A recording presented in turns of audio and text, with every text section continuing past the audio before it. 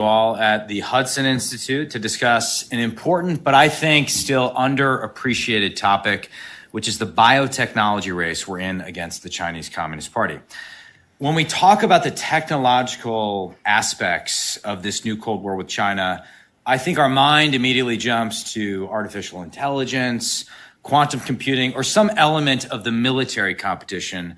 But I would submit to you that biotechnology is becoming just as important as the other domains.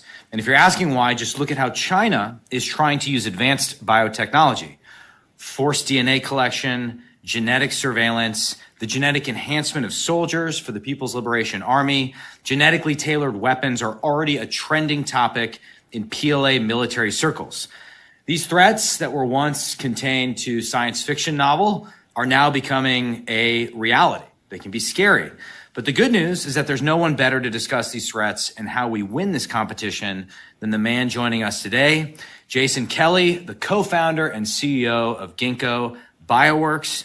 Jason is truly a pioneer in this space. We were honored to have him testify before my committee in Congress, the Select Committee. He did a fantastic job. He got his undergrad and PhD from MIT, which is a small school that I think no one's ever heard of, in bioengineering, and started Ginkgo right out of school.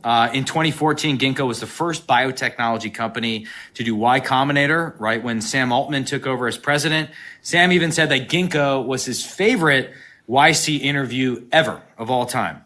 As someone that's gotten to interview Jason and pepper him with questions twice now, this time not under congressional oath, I can't disagree with that assessment. It's partly why I think Jason was the perfect choice to chair the National Security Commission on Biotech, which is now chaired by Senator Todd Young, whose final report came out just a month ago. And under Jason's leadership, Ginkgo has raised over $2 billion since its appearance at Y Combinator and went public in 2021. Not an easy thing to do. In fact, when he took the company public, he put a 50-foot T-Rex, is this true? Yeah. On the outside of the New York Stock Exchange, which leads me to my first question, Jason. When are we going to get Jurassic Park? So to dig into that and many other important, dare I say, existential questions, please join me in welcoming the CEO of Ginkgo Bioworks, Jason Kelly.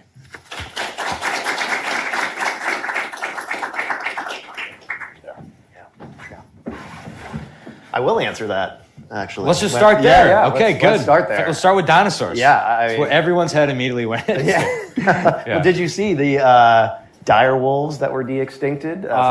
This is, what's the company? Colossal. Colossal. Yes, Yeah. I met the CEO who was telling me about the dire wolves. Yeah. I'm going to be there later this week. I didn't know they ever existed in a universe other than Game of Thrones, let alone that they would be resurrected. Yes. Yeah. But amazing technical work, right? So this is being able to basically edit a mammalian genome and make a bunch of changes to it. In this case, they started with a wolf and they added back in some of the features that make it look like a dire wolf, basically. And there's a lot of debate. It's not the whole genome of a dire wolf, but boy, it does look like a dire. I mean, it's big. It's beautiful white fur, whole thing. And I think President Trump should put him on the South Lawn. That's what I think. I think they should be just patrolling. Yeah. I mean, let's get biotech. But I do think it shows biotech can capture the public imagination. So we do, and I think we're going to talk a lot about human health and therapeutics and also infectious disease when you can misuse this stuff to hurt people. But biotech, I think also as it falls in cost is going to be almost like a consumer product as well. Well, let's take a step back before we get to, dire wolves or T-Rexes patrolling the White House South Lawn and other critical elements of our defense in depth. Let's start with the basics on biotechnology, because I think, like quantum, even like AI, it's one of these sort of buzz phrases that you hear deployed without a sufficient understanding of what it actually is. Yeah. So assume you're talking to like a washed up member of Congress and you really have to dumb it down. We've all had to learn how AI works. No one understands how quantum works. Is biotech comprehensible? Make it comprehensible for the lay audience. Yes. I will teach you to be a genetic engineer. Fantastic. Okay. All right. So let's start at the beginning, right? So biotech got going in 1978. Okay. This was out at UCSF. A guy named Herbert Boyer was the first person to take a gene from one species and move it into another. And this became the foundation for a company called Genentech.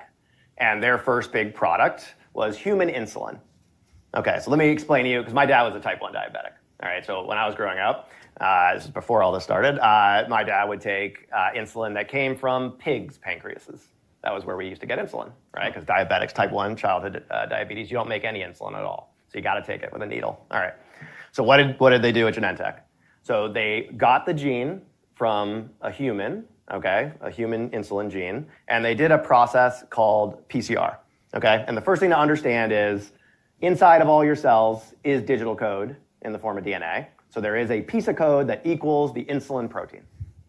And what Genentech did was they used this process to make many copies of that gene in the lab. So they could identify where it was, and they could make lots of copies. And then they took those copies, and they cut them with a thing called restriction enzymes, which could cut the ends and make them sticky. And today, we'll talk about a thing you probably heard about called CRISPR. That's the modern generation of being able to cut DNA where you want. But back then, they cut the ends of this insulin gene, all right? And then here's the magic part. They took bacteria that they could grow in a big tank, a little bit like a brewery. You know, like how you make beer by putting yeast in a tank and feeding it sugar, except in this case, it was bacteria. Yeah. They went in its genome, they cut it with that same enzyme. The genome opened up. They put in a copy of that human insulin gene. They patched it back up. They put those microbes in a tank in South San Francisco. And boy, oh boy, they started making human insulin. Interesting. No human involved, okay? And suddenly my dad could have the real thing. You could have human insulin, not pig insulin, being made through the power of biotechnology. And that was the beginning. And so the way to understand what we're doing with biotech is you have digital code in the form of DNA, and we're building the tools to let you make changes to that in order to make new products on the economic side. And we can talk a little bit about the defense side. But that's the core technology, and it's rooted in this fact that DNA is code, right? Much like programming a computer or or your phone, you add new code and the cell does something new. In this case, you add the gene for insulin and it starts making insulin. Interesting. Does that make sense? Well, it does make sense, although I think my takeaway when someone asks is that it's akin to making beer. It is. For a lot of your therapeutic drugs, it's a little bit like making beer. Yeah. If I were to apply the process or look at the process you have today at Ginkgo, which if you haven't visited the facility, it's phenomenal, it's eye-opening, and like compare it to what was happening in 1978 or early 80s, like what would be like the biggest difference or what tool do you have now that they didn't have back then? So the major change is the scale that we're able to do this is enormously bigger now. So for example, back then you could only cut and paste. So I had to have a human gene from a human. I had to cut it out and then paste it into that bacteria. Today, we have a technology called DNA synthesis. So I go on a computer, I type ATC, GGGG, whatever gene I wanted. It could be human insulin, but it could be anything I want. I hit print, and in our labs or there's DNA synthesis companies like a company called Twist out in California, a piece of DNA gets built letter by letter exactly as I designed it.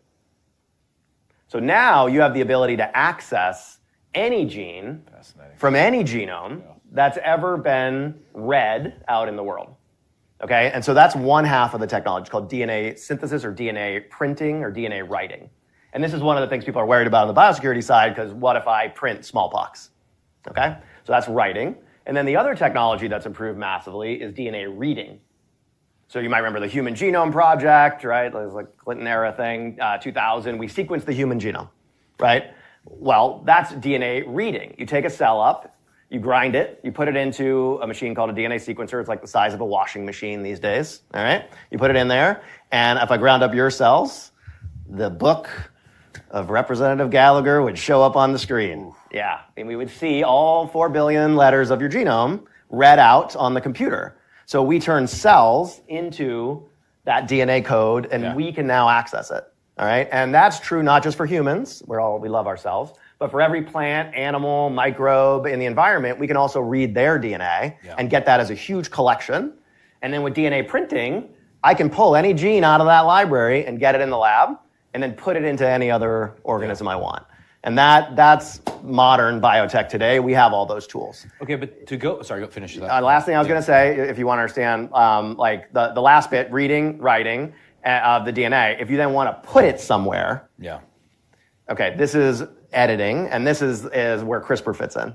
So back in the 80s, you didn't get to decide where in the bacteria your gene went. It was like pretty sloppy.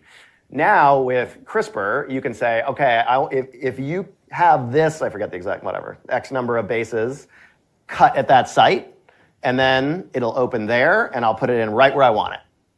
So now I can paste exactly where I want in a human genome, and that's why you're seeing all these recent advances in gene editing for treating disease and so forth. Fantastic. Which we can talk about, actually. Okay, but to go back, I mean, you're a founder, which now that I'm in the private sector, I realize is like the coolest thing to be. It's not enough to be a CEO, you have to be a founder. Yeah, that's really awesome. But what was the fundamental insight you had, either as an undergrad at MIT or a grad student, where you thought, okay, this is the direction I want to go. I'm going to pour all of my energy and ambition into building this company. Was there like a light bulb moment that you had? I mean, so it's a little, as I got to learn a little bit about the Hudson today, we were two very different like communities coming together when we formed Ginkgo. So we were really engineers first, right? So I was a chemical engineer. My co-founders were all computer scientists. And we had this idea that like cells could be made really engineerable because they run on code. And we kind of went over and engaged with the biologists. And they were like, you guys are idiots. And that was sort of the beginning of the company. Because it was like, okay, like we really believe fundamentally that like you can program this stuff because it's code-based. And the counterpoint, and this I think can come up a little bit as we think about how to defend against this technology, we didn't design these things.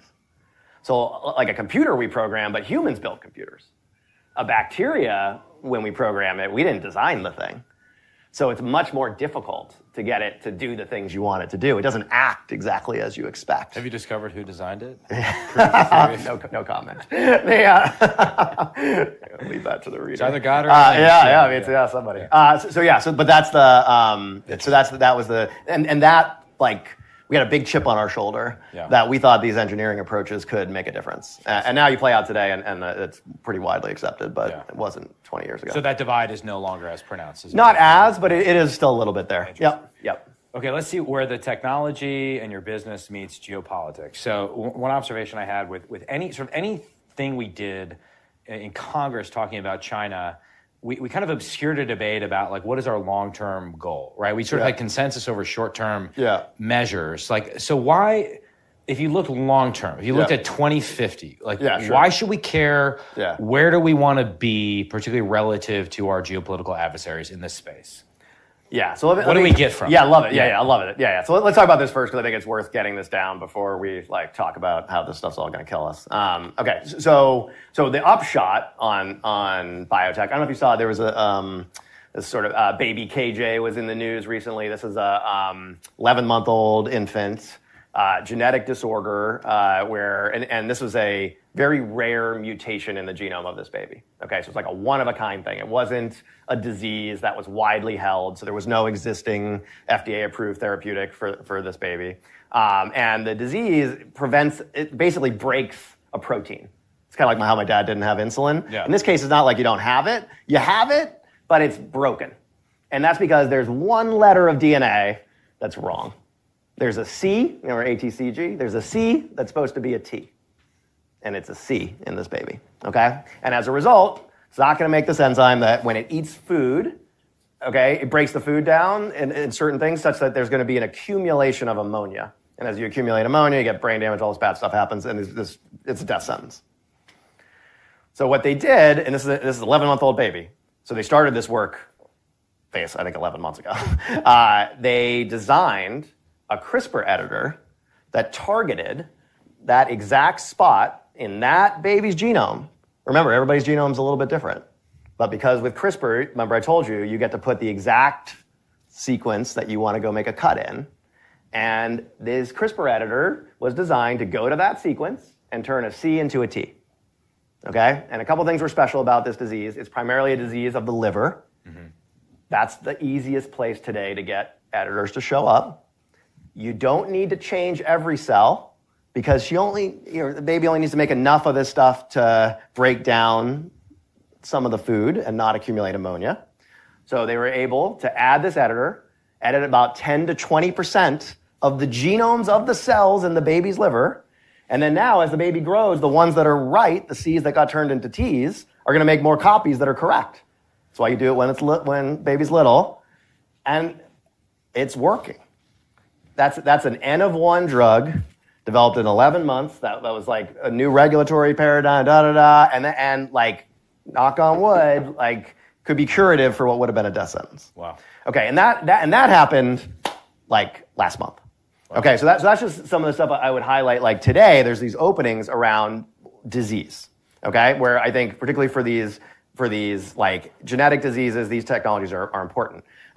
Since human insulin, half of your therapeutics today are made with biotechnology. Back then, that was the first one. All right, so fine, that's a good thing. What do we think we could do by 2050? So I think the goal on the disease side, and this is like we have a lot of debate in this country about healthcare costs and everything else.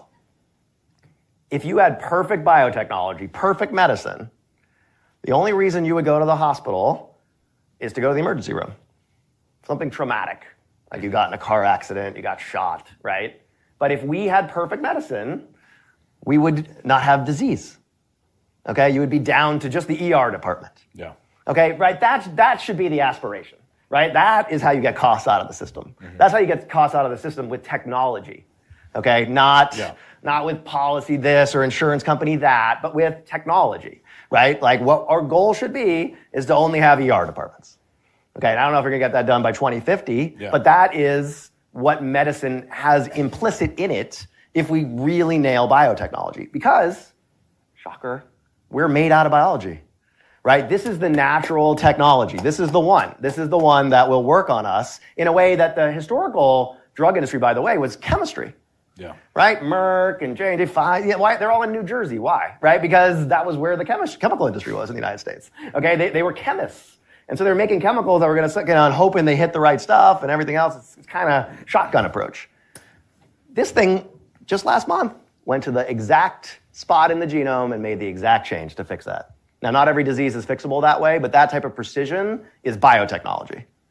Okay? And as we go up that curve, I don't see why we can't end diseases. Do you believe that's possible? Oh, 100%. Yeah, I believe it's possible. Wow. Why wouldn't it be? Right? Now, why wouldn't it be? Yeah. Right? Like if we had the perfect ability, if we totally understood, right? Now it's a question of timelines and how fast. Like what the real limitation today is we didn't design humans. Yeah. We don't really understand how we work.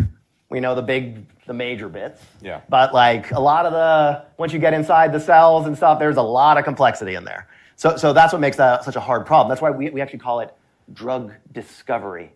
Okay, like we have to discover like Apple doesn't call it like iPhone discovery, right? Like, like they go in, they engineer a product and they hope you buy it, right? But like when we go out in the therapeutics industry, we're off in the wilderness discovering how our bodies work. And so that's the challenge, but that would be the goal. Second point, this has defense. Okay, so that's one goal. I think you want to get down eliminate diseases. Just get down to the ER department. Thereby eliminating costs. Yeah, with technology. That's the source of our debt. You got it. Second, human enhancement. Okay, so this now gets more into the defense side of things. You might have heard of these GLP-1 drugs like Ozempic. I started taking one 4 months ago. My little public discussion. You look great. Thank you. I've been waiting for you to say it.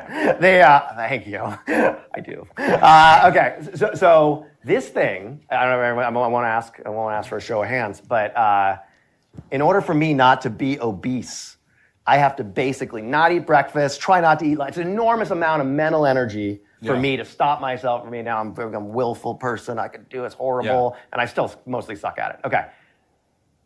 I took this thing. 1 day later, 24 hours. I eat when I want to eat. It's crazy.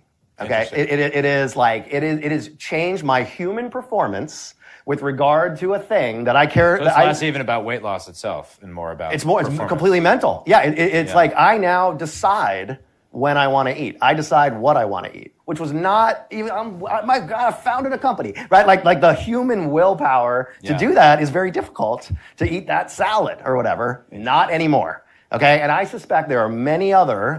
You're in the military, not me. That are like mental blocks. Yeah. That affect performance. Okay, this thing does that. Yeah. For one area of performance, nutrition. Okay, and I think people aren't appreciating that that's what's going on. Okay. So basically thinking about it as an instrument for human flourishing, longevity, quality of life. Yeah. Well, yeah. Have you ever seen these myostatin bulls? No. Oh my God, you should Google a picture of this. included on the Hudson chat afterwards. They're like it's like the biggest, the muscular. So there's a certain gene that if they have a mutation in it, you just get muscle growth.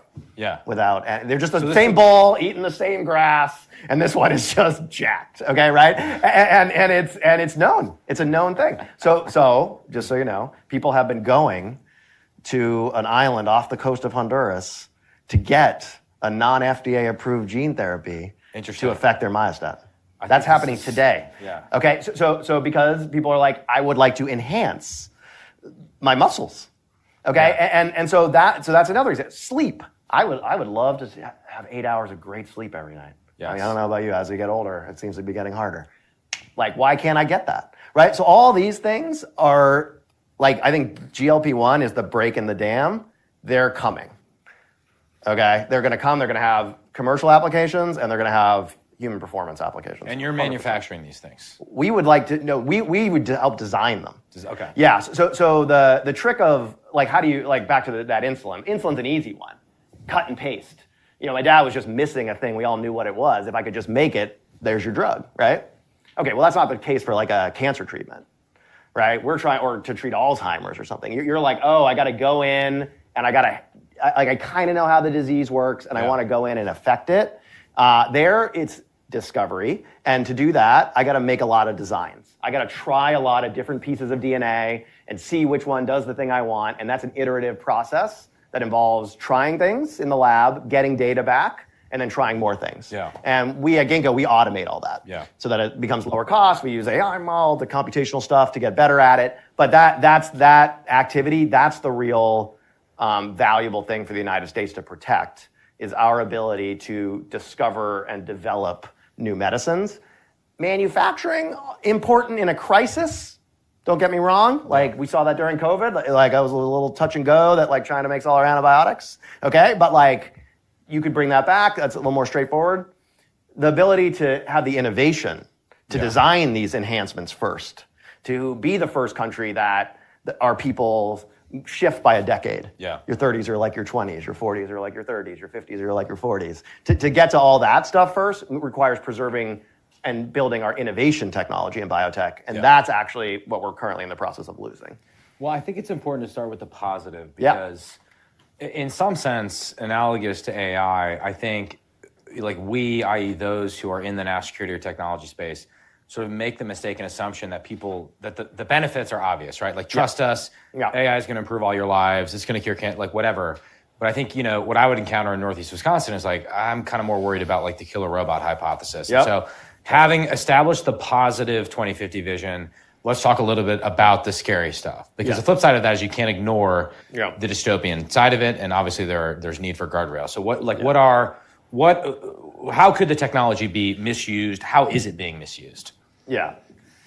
Okay. So I'd love to chat with you about this, actually, get some of your thoughts too, Mike. Yeah. I think the thing to draw your attention to is human pathogens. Okay, because there's a lot of other stuff, like, okay, are we? And like I said, I actually think enhancement is going to be a thing that's coming for all of us, right? But let's put that in a bucket over here where it's like a second order risk, right? It's like making someone else's soldiers better or something. Fine. Yeah. Viruses. Let me ask you a different question. You're in the Marines, right? Yeah. Okay. So I assume you know how a rifle. The ultimate performance enhancing. Truly, being in the Marine. I appreciate your service. Could you tell me how a rifle works? Like, how does it work? I pull the trigger and it works. Yeah, okay. It's magic. Yeah. It's, all right. At one point I had to memorize something about LM gas, lightweight, magazine fed. There we go. Yeah, okay. So you were taught how that weapon, right, does its job, right? And let's get this in the chamber and the bullet goes, okay. So let me talk to you about a virus. Okay, let's just use COVID-19 as an example. Yeah. All right. So first off, let's say I had COVID-19 right now. Okay, and I cough or something. This floats across to you. What's floating over? So it's a little capsule made of protein, and inside it is a piece of RNA. And RNA is a piece of that digital code. There's DNA, makes RNA, makes proteins. It's basically the central dogma of biology. But it's a piece of coded information floating in a ball that's about 1/700th the width of a human hair. so it's totally invisible to you. It floats in, goes into your mouth, and it lands it's going through your upper respiratory, and it's sliding down. And it has, remember these spike proteins, everyone, the spike proteins? Okay, Yep. So it has a little thing sticking out of it, a little ball, and that's why it's called a coronavirus. It's like a crown of these little things sticking out of it. And it slides along, trying to find a certain protein on one of your respiratory cells that it fits in like a key fits in a lock. All right? And that protein that was on your cell does something totally different. Okay? It's one of these enzymes. It does a thing that is important to your body. All right? It's just sitting out there doing its job, minding its own business, but it's shaped like this. And that little molecular ball hits it, and it likes to be there. That's like the perfect spot for it. It's exactly like a key. It's stuck in there, and now it's right next to your cells in your either your esophagus or in your lungs. Okay, it's right there. It's stuck next to it. So what does it do? So now that protein ball right next to your thing, it has gotten close enough that it can basically merge with your cell and bleb in, like two bubbles coming together, like two soap bubbles. So now what was inside of it is now inside of you. It's inside of your cell. So in goes the RNA. And well, RNA is code. So your cell's like, oh, great, I see some RNA. I know what I'm supposed to do with that. I'm supposed to start reading it and making proteins. So what proteins does it make? Well, it makes viral proteins.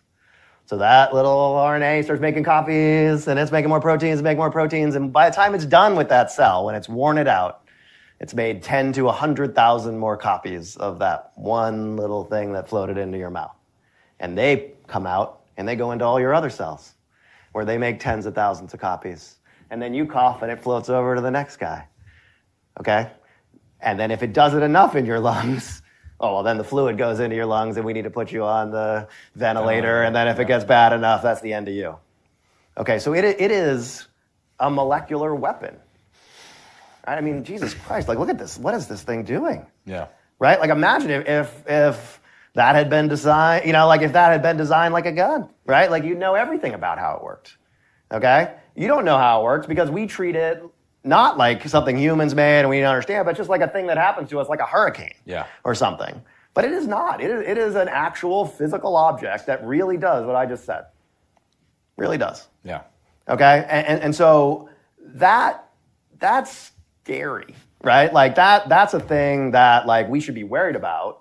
And that's before I try to give you that physical intuition, because we also have just the very practical economic and social experiment of COVID-19 as a pandemic. Yeah. $2 trillion, million deaths, massive social upheaval. Yeah. Because it's an invisible weapon. That like, what are we? So like what's not to be scared about? Yeah.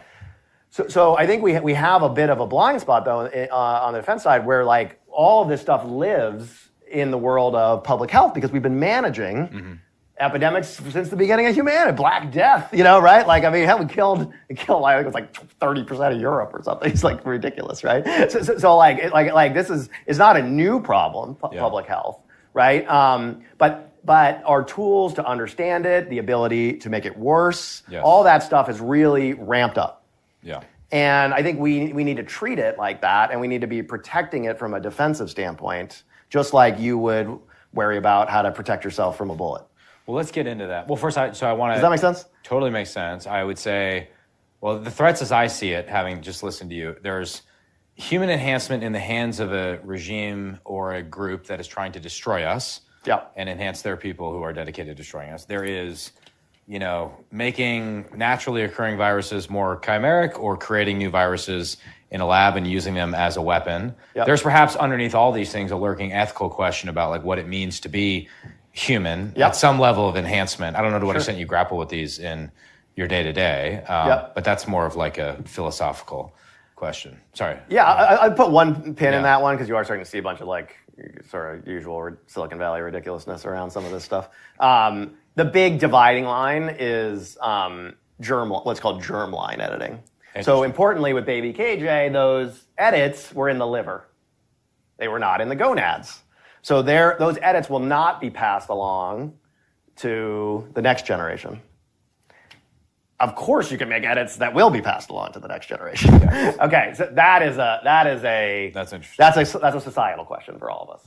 Okay, right? What should be in parents' control? What's not? All these sorts of things, and that question has come in like a freight train, even with just in vitro IVT and selecting embryos. Yeah. But there is a whole thing coming there. But that I will leave that aside for today because I think that is an ethical topic, but it is this particular niche around what's called germline editing, and that's if you want to understand it. But if it's not germline, hey, it's your body, right? Like you want to be, jacked up, Mike, but go for it, right? Like as long as you're not like imposing it on your kids, it's less of an ethical topic. It's more of a, like Botox, like we let people do a lot. You know what Botox stands for, by the way? No. Botulism toxin. Botulism toxin. Yeah. I Poisonous substances on Earth. Did you know that? That you willingly inject in your because face. It's a nerve agent. It makes your sprinkles go away, baby. Fascinating. Yeah. But recognizing the risks, what sort of countermeasures or monitoring standards do we need in place? How should Congress be thinking about this? Is Congress or a regulatory body nimble enough to develop the regulatory structures to defend? Yeah. Okay. So again, if I could flip one switch, I would flip the switch of having this thought of not just as public health but also defense. Yeah. So that's the first switch, and you're starting to see that. In the President Trump's recent budget, there's a line item around bioradar, for example, which I think is like a good first step in this direction. So like what is the golden dome for biodefense? Exactly right. So how do we actually deal with this stuff? So there's two big buckets from my standpoint. One is countermeasures. Okay, so something happens, how do we treat it? Right? Obviously, you had Operation Warp Speed. It was like the fastest development of a vaccine. All that, like, fine. Okay, right? Like, there's that sort of stuff. You could invest a lot in making that better. Okay, there are there's not an infinite, those little lock and key thing I mentioned. There's only so many ways over the billions of years of biology moving that viruses have invented to get into our cells. Mm-hmm. They are incredible freak machines, but there's only like so many doors that they're opening. We should cut all those doors off. We've cut them off, by the way, on our phones. Okay, like we like we are antivirus, all this stuff, right? But we ourselves are unpatched. Okay, we just let those things in, and we trust that our immune system, natural immune system, will just do its best to fend them off. Yeah. But we should have for every major class of virus, we should have an off-the-shelf pan solution for any variant of it. Yeah. That's technically impossible today, but I don't think it's technically impossible in the scope of what could be done with biotechnology. So that's countermeasures. While you're building those, you would like to know what's going on. So we have, at the moment, basically little to no monitoring of what's going on with viruses. Like what is showing up and where is it showing up in the way that we monitor, for example, for missiles. Okay, we literally have in space. I don't know if you know about this. They're in space, orbiting the planet, just 24/7, protecting us from missiles. A thing that has not hit the United States ever. Okay. Meanwhile, we have a viral, I'm not going to call it an attack, but a viral event in COVID-19 that put us on our ass. Yeah. Okay, right? And we have no monitoring for that. Yeah. Okay, so what would monitoring look like? All right, so what you should do is monitor in the places that people are like our inlets into the country, like our borders, our airports, or places like that. You should be monitoring all the time. We actually do a program, Ginkgo, with CDC where we monitor in like 10 airports in the US.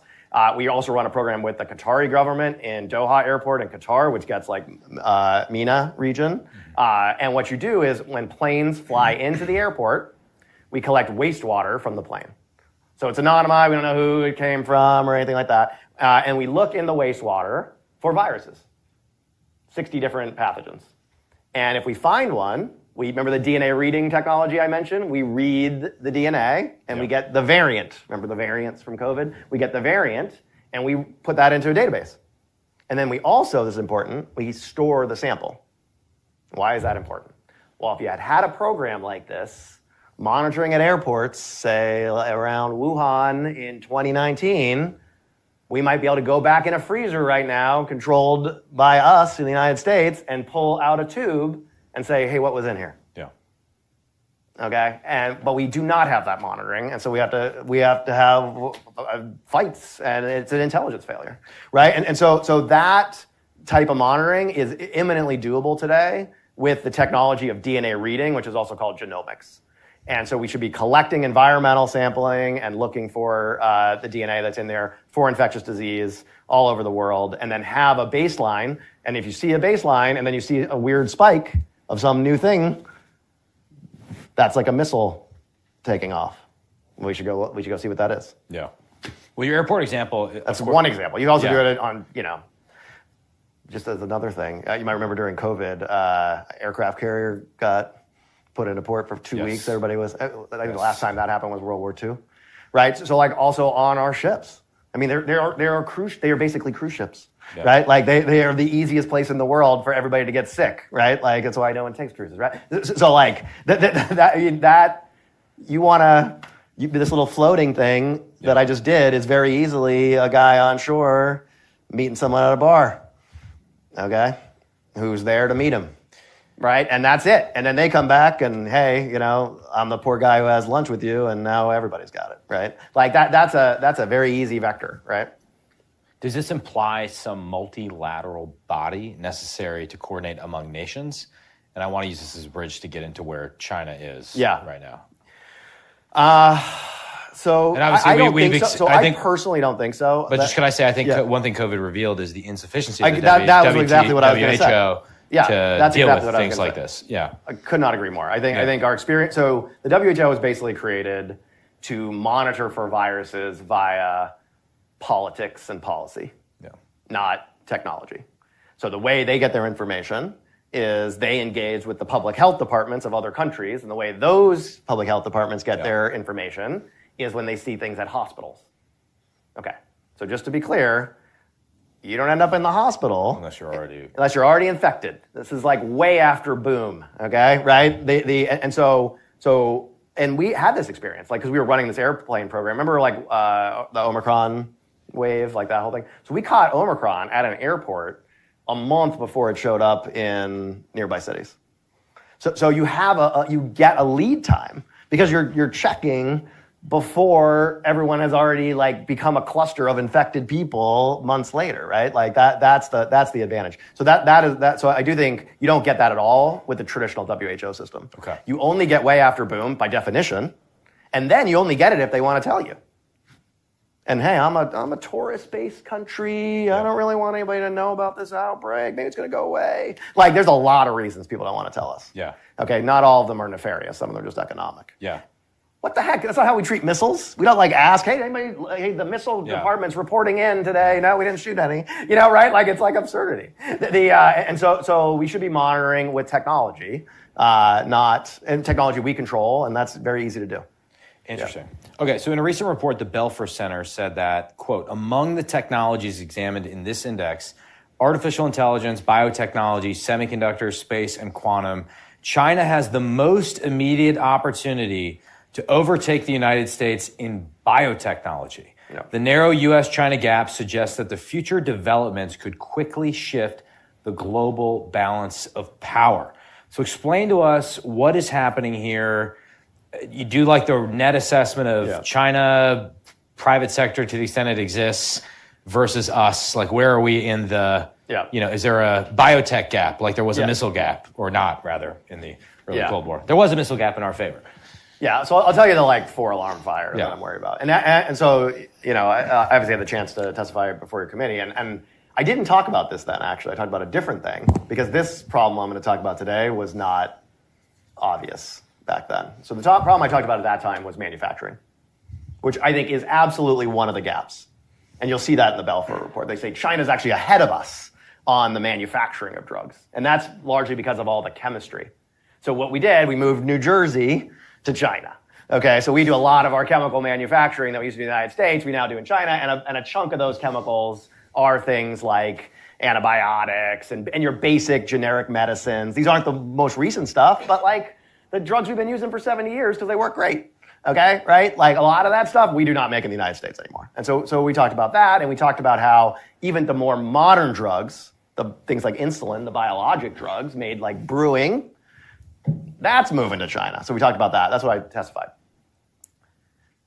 That problem actually, I think, is small relative to what the gap I see that has happened in the last year and a half. So what remember I mentioned drug discovery, that activity of like the innovation, like finding the new gene editor, figuring out how to treat figuring out this new human enhancement like the GLP-1s, right? That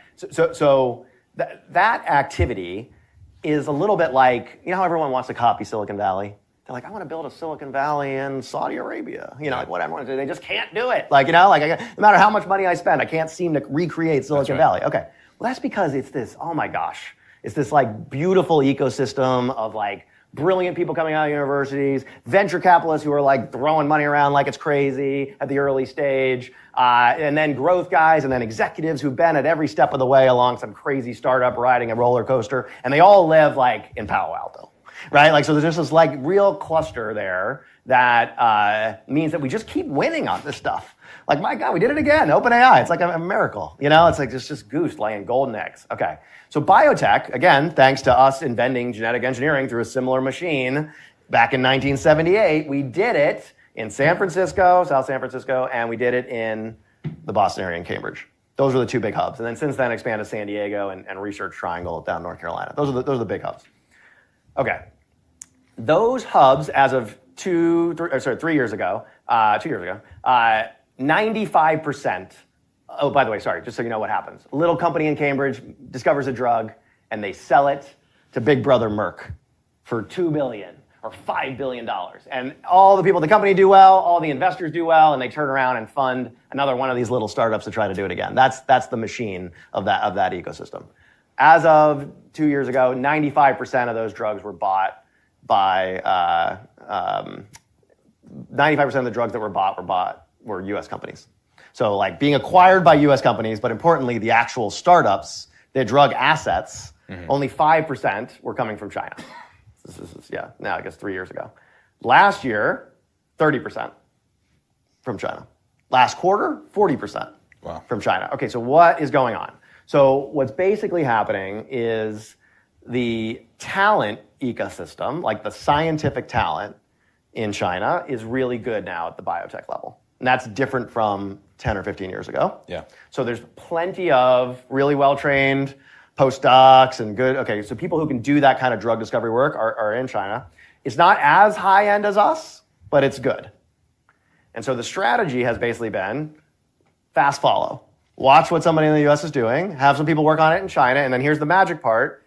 Regulatory changes over the last 5 years or so in China, FDA, have meant that they're moving. I have a friend who is actually doing her clinical trial in China for a US asset, because in the US it was 15 million to do the trial, 3 million in China.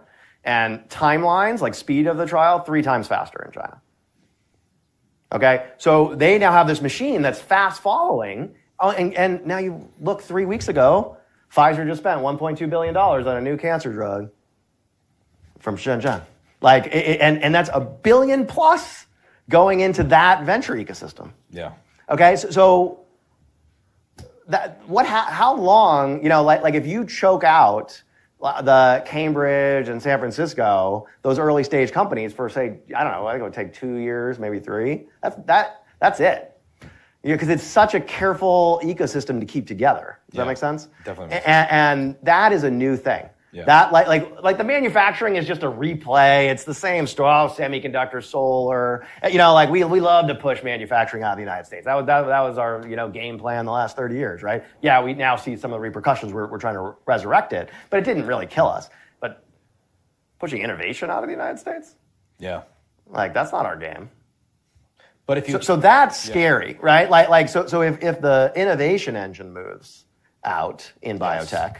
Then the first enhancements don't happen here, the great disease treatments, we are now suddenly dependent on someone else to invent things, which I do not recommend. Not when it is something strategic like this. And Well, I was even thinking like... Does that make sense? It totally makes sense. And this is a new thing. This has been like the talk of biotech, but people are just buying these assets up, man. It's like a real thing. So much of the geopolitical game is like winning over, like convincing countries to Finlandize in our direction and not in the direction of our competitor. Like, imagine if all the breakthroughs for disease, remediation or curing or human enhancement happen in China. Yeah. There's also like a prestige and magnetism associated with that geopolitically that's also impossible to model or quantify. Yes. Could not agree more. But if you assume we can't throw like tens of billions of dollars at this problem, and you can challenge that assumption. Yeah. Or the number of state-directed resources or state-directed humans at the problem, how then do we prevent the innovation drain from happening? So the good thing is, this isn't like chips. Yeah. It's not like, oh my God, how do you replace TSMC, right? It's like, it's like 30 years of tacit knowledge and billions of infrastructure. Crazy. It's so hard to copy, right?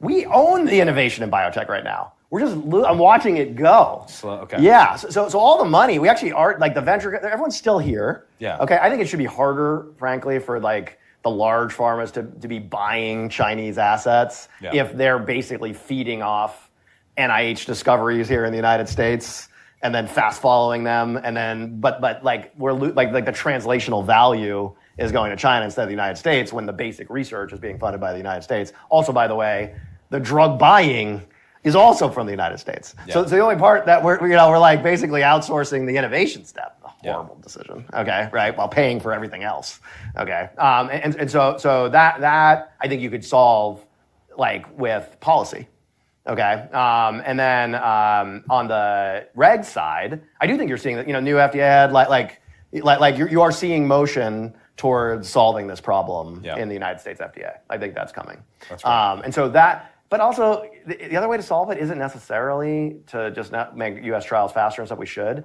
It's also just to make it easier to like do it with Australia. There's other countries that are allies that also have their trials moving faster. Yep. And if we made that bridging into the U.S. super clean, that's also a great strategy, right? Like it doesn't need to be that we have to run every trial. There's a lot of people in the world. One of the advantages the trials happen faster in China is there's more people in China. Yeah. Like, that's just intrinsic advantage. There's more people showing up at the hospital. Like any given disease, there's just more of it in China by definition, right? So we need more of the world. So we're not going to solve this one by just making U.S. trials work better. But boy, could we accept more trials from other countries? Could we make that yes. Yeah. Yes, that would be awesome, right? And it'll be less expensive. Standards. Yeah, hold our standards. But but by the way, the China's FDA standards at the moment are not bad, as evidenced by Pfizer doesn't spend $1 billion for nothing. Yeah. Okay, so that's your proof in the pudding. Because a lot of this, the narrative previously had been, it's faster, but it's trash. Yeah. Not anymore. I would submit their ethical standards are much lower, the regimes. I think that there was a lot of corruption at a minimum in the FDA in China. You might remember they executed the head of the FDA of China maybe like 8 or 10 years ago. That happened. And so that changed things. Yeah. At the FDA. Nothing so complicates the mind like an execution. Yeah.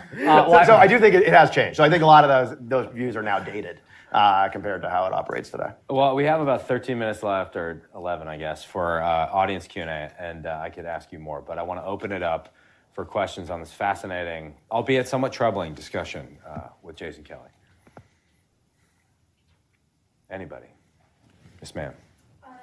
So could you talk a little bit more about the recent changes, like whether that be cancellation of grants at the NIH or the caps on indirect costs, and how maybe more specific, concrete examples of how that's affecting the biotech? Yeah.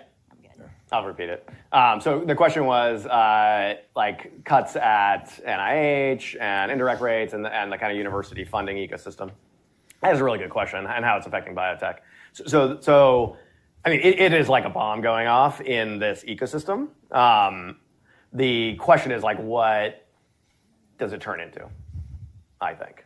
So I would say if you ask the average academic researcher, they have all kinds of complaints about how the system works. They have complaints about university administrators probably as much as the White House has complaints about university administrators if you're a professor at a school. They don't like the publishing system. Okay, the amount of money we pay, so I don't know if you know how publishing works, but scientists review papers for for-profit journals for free, and then pay to buy those journals back into their libraries. It's incredibly expensive. big drag on the system. So some of the changes, like, hey, you should publish all this openly so that people can see it. I think that could really help as an example. That was another thing scientists could get behind. So I think if the money flowing stayed the same, but you were going to do a different way, I think that could be a net good. If you have like the money going into basic research, it's going to gum up our system. So I don't know where that's going to land. Like there's budgets floating, but there's not budgets passed, right?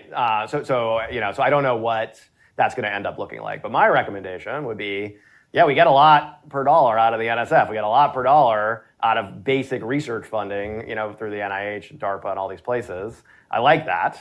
How we do it? Yeah, sure. Let's talk about it. Like, I think that, it is a good system, like we stood it up with Vannevar Bush in the 40s. Like, is there some fundamental changes we could make? Maybe, yeah. But I don't like the idea of like having it. I think you have it, and that is some of the best money the United States spends. No question about it. Like, just dollar for dollar, the reason we get Silicon Valley, the reason we get Cambridge and San Francisco and these places, the reason we got, the ag companies in St. Louis, like the reason we win is because we fund the basic research for the world, and we shouldn't stop doing that. John? Yeah, I wanted to ask you on the ecosystem discussion you just had. On the one hand, you're talking about kind of independent innovation, investment, entrepreneurship, and science coming together. But on the other hand, when China takes this over, it seems to be more command and control of these kinds of economic assets, especially. Some people would argue that in all these things, China is at a disadvantage because that central control stifles creativity. Yep. They don't have a Silicon Valley kind of environment.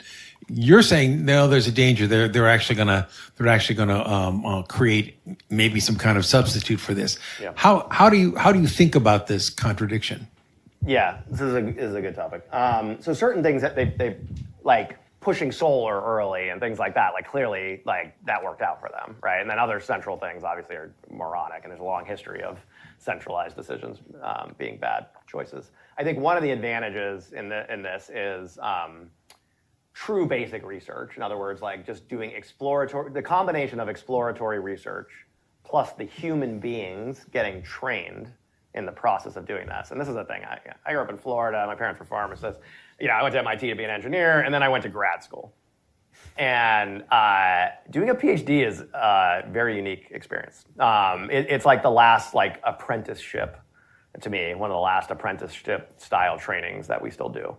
And you basically are learning how to push against what the current boundaries are of human knowledge. And in addition to whatever your project is. So you have your project, and it's some nonsense. I'm going to have like a mouse run on a treadmill or whatever bullshit. But you yourself are learning to push the boundaries of human knowledge. And then you come out of the PhD as a human being, a United States citizen who knows how to do that. Okay, that pays for us. That pays off. That investment pays off for the United States. How are we so innovative? Why does the U.S. economy always crank? Well, how do they do it? That's one of the ways we do it. There's others. We're risk takers. There's other fundamental things. We're frontier, right? But we are actually teaching people to do that more than anybody else until China. So there is a huge, and that is state investment, because who the heck pays? Mentally comes out of only the greatest of monopolies, like Bell Labs and Google Transformers. You got to really, really win on the commercial side to own the right to run a basic research lab. We have almost none of them. Overwhelmingly, the government does it, and that is the disadvantage versus China. Because if they're willing to, their government will throw their back into things, and if they throw it into basic research and we don't, or we pull back on that, we could lose that, and that is a human talent topic, in my opinion. And that's before you talk about us stealing other people's smart people, which we also do very well through that system. Besides China, where are you seeing a lot of the talent emerge from globally? That's a good question. India. On the biotech side, India. Yeah, that is coming up real fast because there's a wind in the sails on the manufacturing side. Yeah. People are like, well, if I can't make it in China. And India also historically has done a lot of the generics. Yeah. So they can kind of play they can just in many ways, India is going to try to replay what China did the last 25 years, right? But biotech is just absolutely another one of those, for sure. Yeah. Other questions? If not, I have rapid fire. Oh, God. Any? Oh, there you go. Hi. So how do you weigh risk when the strategic implications can be so massive for something like a biological enhancement? So you talk about generational effects, but how do you go forward with changing things from a surgical approach if the human is so largely misunderstood right now? Hold it. Yeah. Go forward with that kind of. Yeah, I think this is a key question, right? So this is why I brought up the germline thing. So I think if you leave it out of the germline, then at least it's just about you. Then I think it comes down to, our FDA. This is basically what drugs are. They are things that are perturbing a human being in a way that's meant to change something. Usually it's to treat a disease. But I think you're starting to enter this era, the GLP-1 drugs. By the way, like to give you a sense of the commercial on GLP-1 drugs between Eli Lilly, who's the category leader, and Novo Nordisk in Denmark, it's close to $1 trillion of market cap added for one product. Crazy. One product. That's crazy. Okay, so that's like an iPhone, right? Like that like one enhancement. So like I think you're gonna just see this pull, and I've been surprised. Like I assumed all of like the boundary pushing on genetic engineering and all these types of technologies would happen outside of people. Right, like in plants and all this stuff, right? But actually, like these guys are going to Honduras to get an off-label gene therapy. It's crazy, right? Like, so I think also there's just people getting the Botox. Like you'd be surprised. Like people feel they have like autonomy over themselves, and they're like, well, I'll decide what risks I take. And we need to have bounds on that. Like you don't want the snake oil. That's why we have an FDA. It's like literally why we invented the FDA. It was like that stuff had gotten out of control before the FDA, right? So there's going to be a real balance, but I think it's ultimately having good regulations and then people having personal choice, right? But I do think it's a key topic. Yeah. Okay, rapid fire. Should we think of Ginkgo as our national champion? Are there other companies like you that are emerging? There are others, yeah. I mean, in our corner, so what makes us special is we're horizontal. Yeah. So for the most part, just to flag it, in the tech industry, all the most valuable companies were the horizontal companies. Operating systems, chip makers like Intel, now NVIDIA, the thing that like is applied to every piece of software. OpenAI, the AI models are the most recent ones. Okay.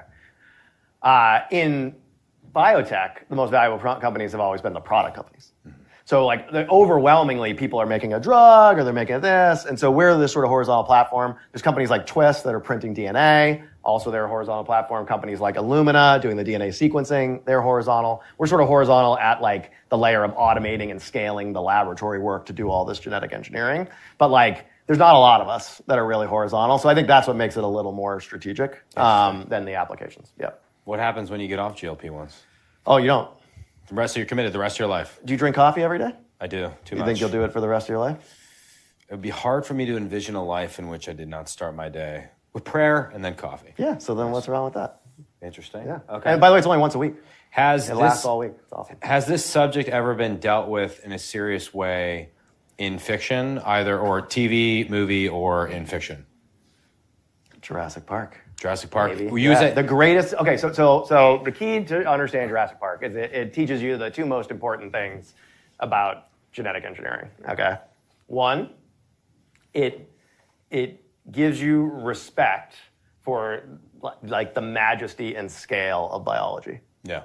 Okay, so we have this blind spot that because we are made of biology, we've been around it. We don't actually think of it like we think of our other technologies.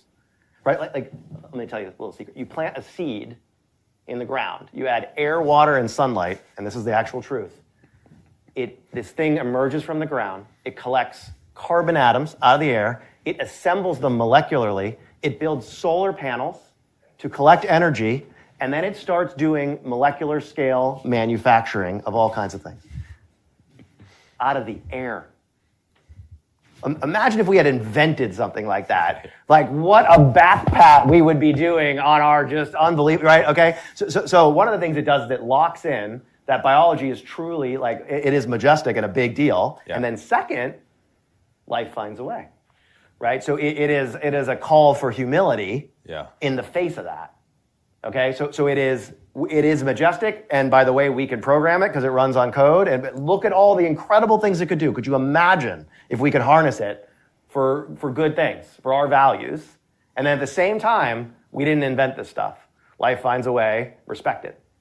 And that, to me, is the best fiction on biotechnology. Don't interrupt. That's a perfect ending. Let's just clap it out. He is the boss. He's the boss. He can do whatever he wants. He can do whatever he wants. No, but, I mean, look, we talked about threats. Okay. Oh, the threats. What about Brave New World? Yeah. You create so much. Yeah. So Brave New World is the other side. Desires produce. I know. Well, there's an alien movie called Life that's actually pretty good. What is it? I think it's called Life. It's with Jake Gyllenhaal. Oh, I haven't seen and this. it's underrated. Yeah. Sorry. Go ahead. Oh, thank you. But Brave Brave New New World World is a accessible. classic. I mean, so this is where all the human editing and this whole line of stuff and how much do we focus on. It's even a bigger commentary about, what's important in life, right? Like, should we just be focused on making ourselves happy, right? But I do think it highlights that point I was making earlier about like germline, human editing, that whole thing. Like, I think that is a unique conversation. In all of the genetic engineering conversations, inclusive of enhancement, inclusive of da-da-da, there's a whole separate conversation about our kids. Yeah. And that one is special.